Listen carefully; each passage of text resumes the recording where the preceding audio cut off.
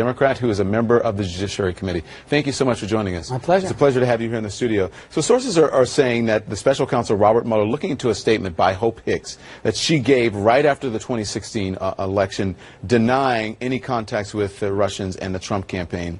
Everything you know, and how important do you think Hope Hicks is to the Russia investigation? Well, I don't think we know the answer to that, but we know for sure that she has worked for the president for a very long time, a close confidant in his inner circle, and someone who is now left, resigns sort of quickly. So I think it's hard to know what role she played, but she certainly would be aware of a lot of the president's contacts and a lot of the meetings and conversations. So, we'll have to see, but I think her departure is probably very troubling for the president. The special counsel also reportedly investigating this president's efforts to drive the Attorney General from his job, if that is an effort to obstruct the Russia investigation. What is your tell on that? Well, look, I think there's no question the president has been in a feud with his own Attorney General for the last 9 months.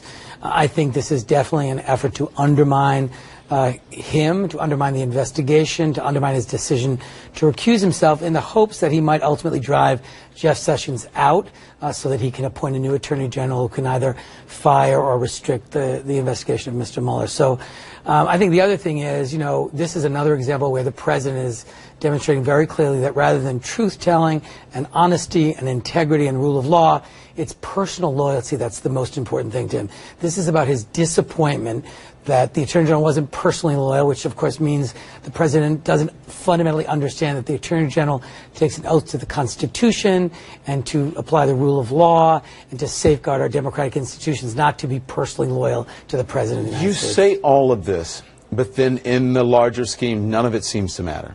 It just keeps continuing and continuing. No, I think it does. I think there's tremendous chaos, but I think the one thing that is very clear is that Robert Mueller and his team are doing their investigation. They are proceeding aggressively. I think they're seeing significant progress. I think the president is becoming increasingly concerned about that progress. And I think so long as we protect the integrity of that investigation, make sure that Robert Mueller is free from political interference, that he has the resources he needs to do his job. And this should be of concern to everyone. We need to get to the bottom of this. We need to let these professionals do their work. And the president has attempted in a million different ways to stop this investigation, to slow it down, to impede it. We simply cannot allow that to happen. Okay, so then what about Jeff Sessions, right? Because and the most recent attacks on Sessions, calling him disgraceful for relying on an independent inspector general to investigate potential FISA abuse rather than the Justice Department lawyers. Well, I mean, I think the Attorney General made a statement today reasserting his intention to protect the rule of law and attesting to his integrity. The unfortunate thing is we need the Attorney General to speak up when the President attacks the Department of Justice and the FBI as well. He seems like when he's attacked personally, he's quick to come to his own defense, but we need him to defend the rule of law in these important institutions and the brave men and women in the FBI and the brave men and women in our Justice Department. It'd be useful if he was a more forceful defender of those institutions as well. I want you to take a look at this and look at all the comments from this president that he made about his Attorney General in the past. How can he work effectively when he doesn't appear to have the support of the president? Idiot, beleaguered, very weak, very disappointed with him. He did a terrible thing, disgraceful. Well, I mean, I think in part you have to consider the source of those criticisms. This is an Attorney General who recused himself from an investigation that resulted in the appointment of a special counsel who has indicted a number of individuals, charged a number of individuals, who is leading a very serious investigation of the president's campaign and potential collusion with the Russians as well as obstruction of justice. I think, it's clear that the president is unhappy about that. He ought to be unhappy about it, but it's important that this investigation continue. And I think, Jeff Sessions will be tested. The question is, will he hold firm and continue to ensure that the Department of Justice is permitted to do its work and the special counsel is protected, and whether he'll continue to stand up to the president and stay in that position. I think what the president hopes is that Jeff Sessions will leave, that he can appoint a new Attorney General that will not be required to recuse him or herself, and that he can then manage to either close down the investigation or even fire Rod Rosenstein and Robert Mueller with a new Attorney General. So I never thought I'd find myself defending or hoping to protect Jeff Sessions, because I have strong disagreements with his management of the Justice Department in a lot of policy areas. But I think in this context, we cannot allow the president to interfere. Putin suggesting his nuclear warheads would leave NATO defenses completely useless. It is a claim he was asked about tonight on NBC. Every single weapon system discussed today easily surpasses and avoids an anti-missile defense system. But you've tested it? The test was excellent. Some of them still have to be fine-tuned and worked on. Others are already available to the troops and already are battle-ready. For the record, right now, do you have a workable ICBM that's powered by nukes that you've tested successfully?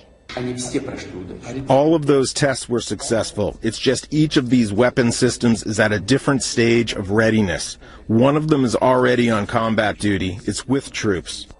Let's discuss now with CNN National Security Analyst General Michael Hayden, the former director of the CIA and the NSA. General, welcome. Thank you. He says these, and I'm quoting here, they're invincible. Invincible new weapons are battle ready. Is he just flexing his muscle, or is he actually putting the West on notice? So I mean, this is important, but I guess my overall counsel, Don, will be let's not hyperventilate over this. What we know for sure is he's got a video game with mediocre graphics that he showed to his parliament today.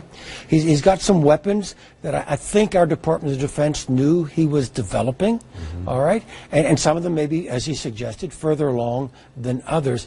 But I don't think any of them, even if they were fully operational, changes the strategic equation, the strategic balance between us and the Russians. We've got to respond.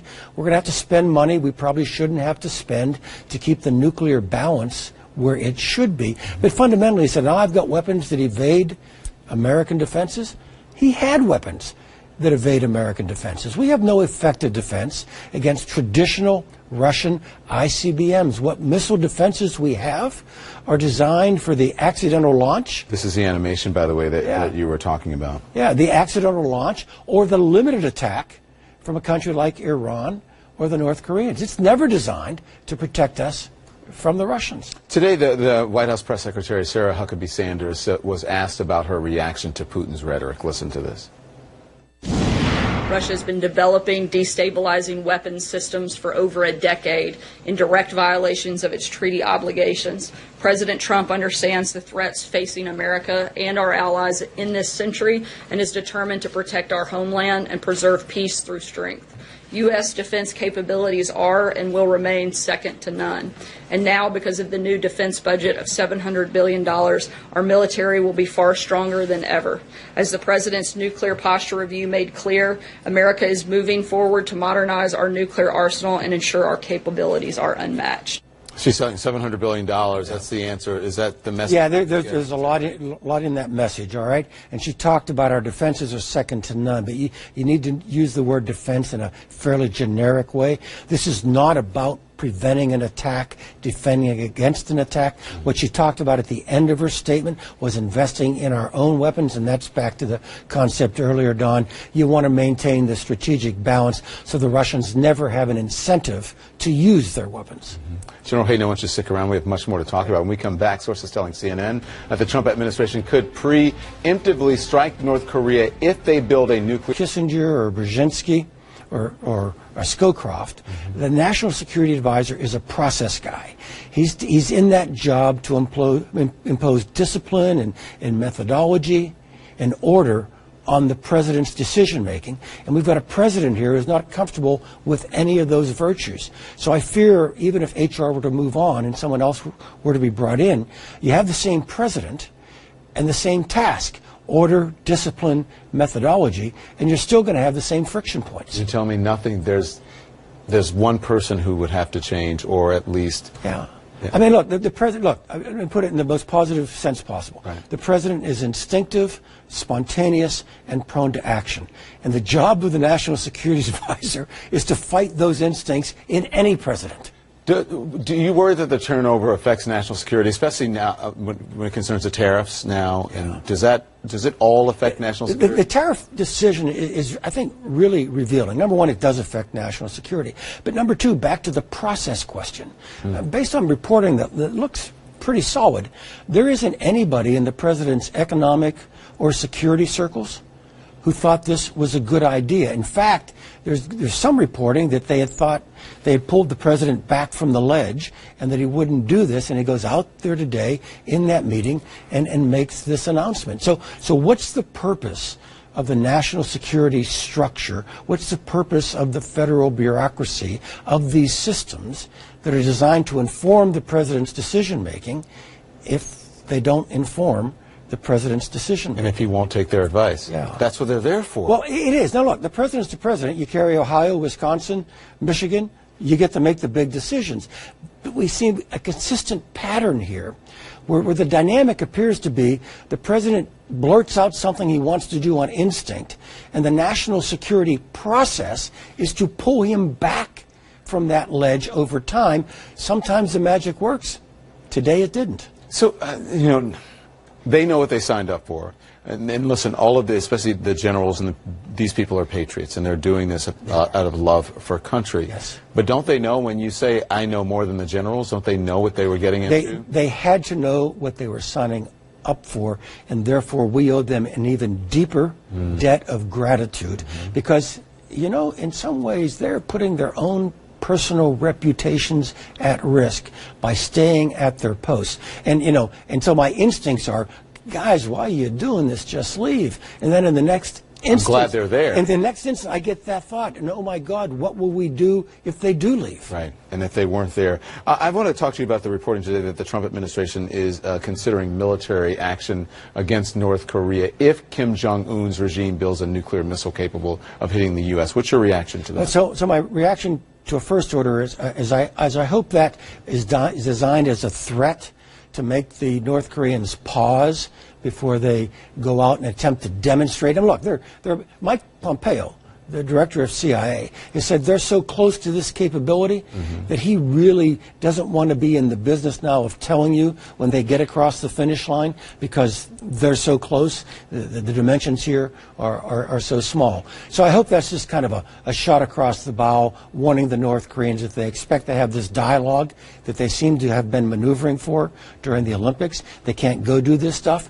But if it's meant to be our course of action, I do have serious concerns that we would take a preemptive strike against a capacity, not a threat, but a capacity of the North Koreans. Always a pleasure. Thanks, Don. Thank you. Appreciate it. When we come back, a whole lot of chaos and upheaval in the White House. We're going to break down everything you need to know about the Trump administration and how it's being run and what it could mean for the country. Do we have that much time? Meeting on gun control tonight. The president holding a private one with the vice president and NRA leadership. The president tweeting that it was a great meeting. Also, White House in turmoil. Yet another top official may be on the way out. Sources telling CNN that National Security Advisor H.R. McMaster could leave his position by the end of the month. Plus a CNN exclusive. Sources saying that U.S. counterintelligence officials are investigating one of Ivanka Trump's international business deals having to do with the Trump International Hotel and Tower in Vancouver, Canada. And President Trump says he's imposing tariffs on imports of steel and aluminum, catching his staff by surprise, angering Republican lawmakers and overseas trading partners who fear a trade war. I want to begin this hour ahead, though, with CNN senior political commentator David Axelrod. David, thank you for joining us. Can we talk first off about that meeting tonight with higher-ups at the NRA officials? The president appears to maybe be backing off some of even his own suggestions about gun control? Well, we've seen this movie before, haven't we, Don, on DACA, when he wanted to pass this bill of love and was open to all kinds of ideas in front of the cameras, and then was reeled back in by his staff and by a couple of senators who were on the anti-immigration reform side of the debate. And so, in some ways this was predictable. I don't know anyone who believed watching that yesterday. We could hope, and I still have hope that the president will have been moved by the people he saw and might do some modest things to help make the situation better. But there was always this suspicion that he would get reeled back in again. and it looks like the vice president whistled in the NRA people to work the president over and get him back into the corner. Let's talk about some of the other things going on at the White House now. We knew President Trump likes chaos, but now there are fears that he could start a trade war. There's discussion about starting a real war with North Korea. Republicans are angry over how he's publicly attacking his attorney general. What's going on right now? Well, look, we heard from the very beginning. This is not new. We've heard from the beginning. This is a different kind of president.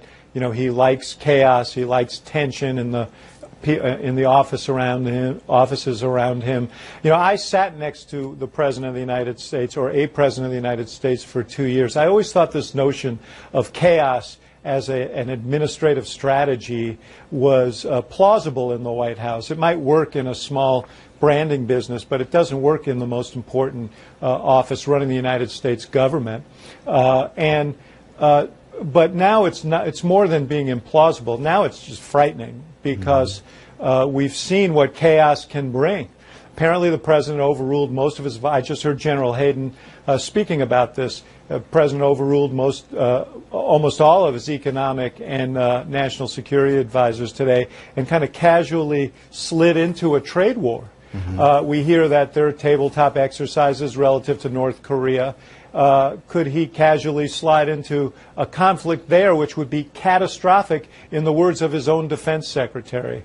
You know, and I don't minimize the threat of North Korea. North Korea's confounded presidents of both parties going back decades, and they certainly represent a threat. But one has to be very sober about that issue, and the question is, can this president be sober? Or is everything about instinct? Is everything about changing the subject? Is everything about you know, his mood of the moment? That's a very dangerous quality in a president of the United States. I was just speaking to General Michael Hayden. I don't know if you had the opportunity to hear just before you. Yeah, I did. And we were talking about his national security advisor, and CNN's reporting that his national security advisor, H.R. McMaster, could leave the White House by the end of the month. That would be 3 NSAs in just over 1 year. What do you think about that? Look, I think it's really concerning. One of the things you want is enough. There's turnover in every White House, but in this White House, it's been exponentially more than any other, and so there's no continuity. No continuity in policy, no continuity in the interaction between people. It actually becomes an impediment to getting things done. And a national security advisor, someone who's dealing with leaders around the world, that creates even more confusion. And how the world looks at us and how we can deal with the world is a very big part of this. So, you know, I don't know. It's been rumored from the beginning that the president didn't groove with McMaster, and there's some reporting that General Kelly is trying to ease him out for someone else. I don't know what the motivation is here, but all of this turnover in these key positions, not just in national security, but obviously in the others that we've seen, cannot be good for the smooth functioning of government, and we see the result of it. We're also reading reports that all the chaos is making the president seething with anger, and he's in a bad place. He's isolated. How much of this stems from the president himself and his feelings on the Russia investigation? It's hard to say. It's always true that when there are bad Russia stories, you tend to get a tweet storm following that. This is clearly a huge irritant to him, and so that may be part of it. The investigation is picking up its pace. We now see, you know, reporting on Jared Kushner that I'm sure is of concern to the president. So it seems like the circle is closing in a little bit, and that may be the reason why he is so furious with the Attorney General again in such a public way. Another really peculiar exhibition on his part. But one thing is for sure, when we talk about this chaos, when we talk about all of this dislocation in the White House, when we talk about these the leaps on policy without preparation or against the advice of most of the establishment in the White House, these come from the top.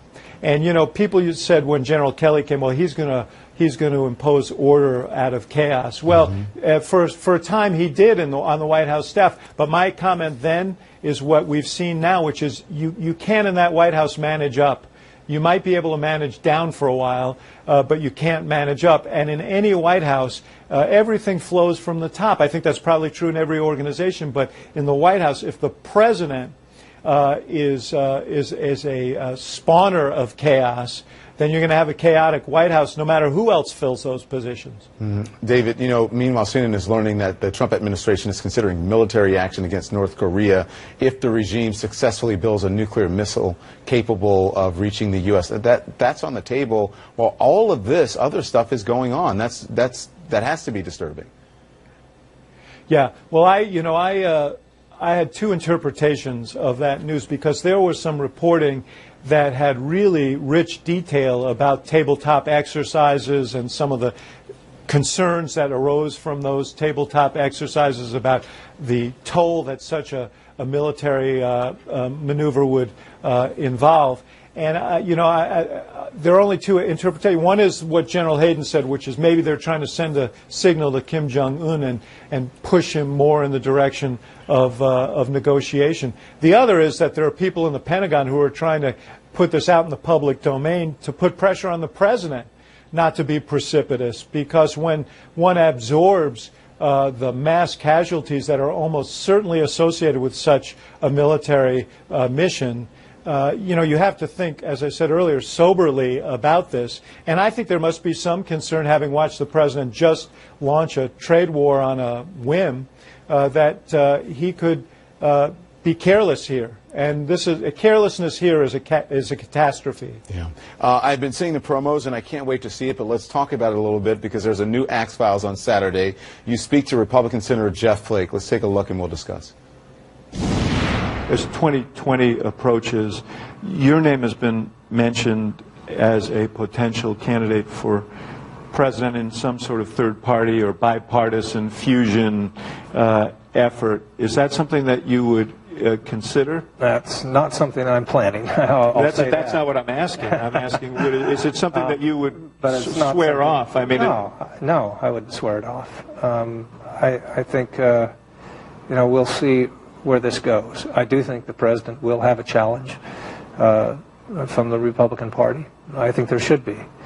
I also think that there will be an independent challenge.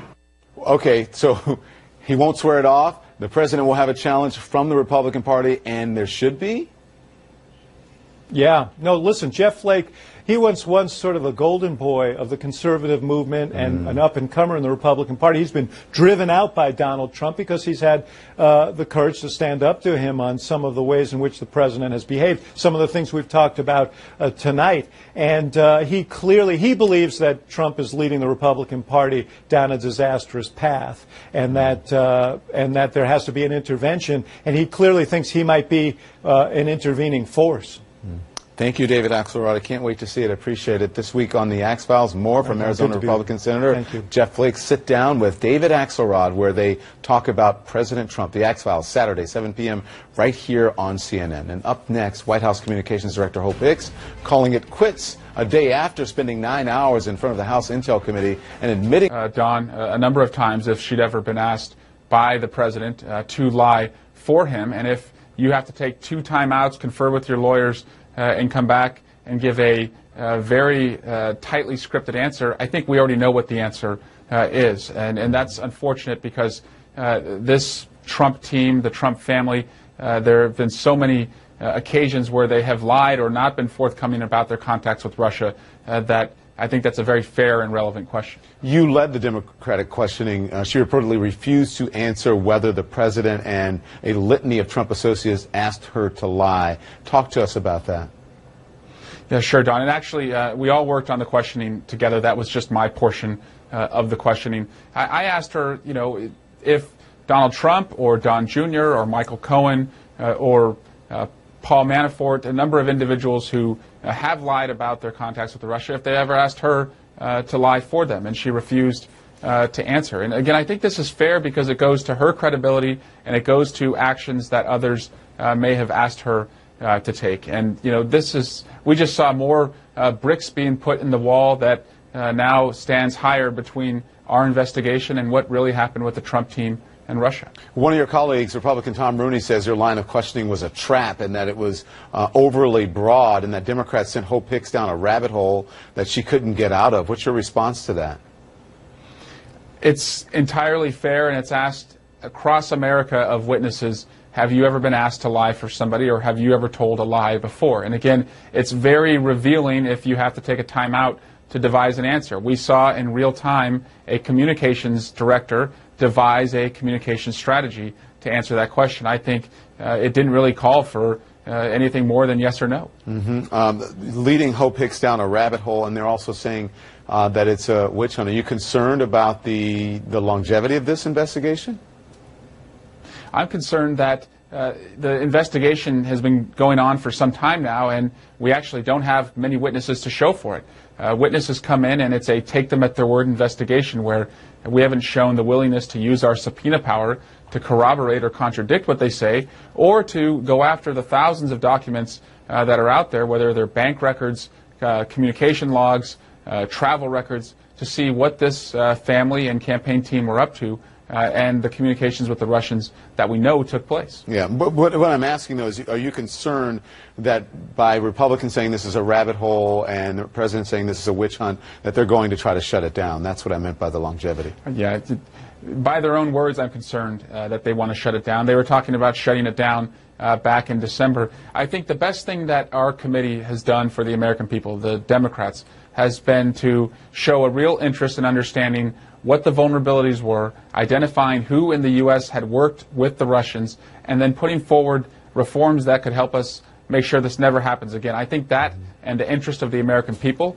has, allowed this investigation to continue. But if we're not allowed to fully pursue all of those pieces of evidence, we're going to be even more vulnerable, and we're going to see other countries look at this as an opportunity to meddle in future elections. I want to get back to Hope Hicks now specifically, because reportedly she refused to reply whether anyone had asked her to lie until you mentioned former National Security Advisor General Michael Flynn. Tell us about that. What was her response? Well, I was going through the number of individuals, as I said, who have been proven to have lied about Russia, and when I asked her if General Flynn ever asked her to lie, she said no, except she added that not during the campaign. And so I asked her, well, what about during the transition? And she went on to say that he didn't explicitly ask her to lie, but he had asked her to pass along information that later turned out not to be true. So, Don, I took a step back and I said, well, if you're willing to tell me that he did not tell you or ask you to lie, why can't you answer that same question for Don Jr., Ivanka, Jared Kushner, Paul Manafort, and, of course, Donald Trump himself? And she, as she did in the past, refused to answer that question. So that's very telling. She was okay with answering questions about him, but not about other things. Why is that, do you know? It looked like she was willing to throw General Flynn under the bus, but she knew who she needed to protect. Yeah. So, Congressman, the New York Times is reporting that the Senate Intelligence Committee has determined Republicans on your committee leaked private text messages they obtained between Senator Mark Warner, the top Democrat on the Senate Intel, and a lawyer connected to Russia. Do you think that's true, and does it undermine trust in your investigation even further? I'm concerned that when confronted with these allegations, the House Intelligence Republicans did not deny them in the statement that they put out. And this would not be the first time we've seen the selective leaking on their side to the Washington Examiner, where they are previewing witnesses or evidence that we were not even told about. But this is what we're dealing with. And, this is just the snow that we have to plow to make sure that we protect our democracy. We're up for doing it. And, Don, if things don't change come November, and the Democrats win the House, I promise you, we will have an investigation that protects and secures the ballot box. Congressman Swalwell, thank you. My pleasure. When we come back, the FBI looking into one of Ivanka Trump's international business deals, plus a report that Jared Kushner's company got $500 million